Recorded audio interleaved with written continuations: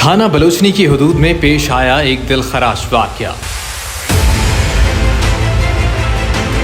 छोटे भाई ने बड़े भाई को मौत के घाट उतार दिया। बिजली के बिल पर हुई मामूली तलख कलामी, जिस पर छोटे भाई ने छुरियों के वार से बड़े भाई को कत्ल कर दिया।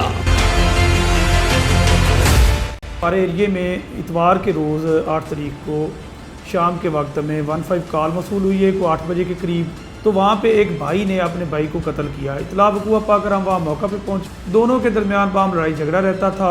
तो उस रोज़ बिजली के बिल को अदा करने के हवाले से दोनों भाइयों में तलख कलामी हुई है, जिस पर बड़े भाई ने छोटे भाई को या तो बिल में हिस्सा डालने का कहा या फिर दूसरी सूरत में उसे कहा कि वो घर छोड़ दे। तो छोटे भाई ने दिल बर्दाश्ता होकर किचन में पड़ी हुई छुरी उठाई और बड़े भाई को सामने सीने में घोंप दी, जिससे उसकी मौका पर डेथ हो। कि हमारे माशरे के अंदर ये छोटी छोटी फ्रस्ट्रेशन, छोटी छोटी लड़ाइयाँ जो घरों के अंदर होती हैं, जिसको बहन भाई और रिश्तेदार जो हैं इग्नोर कर देते हैं।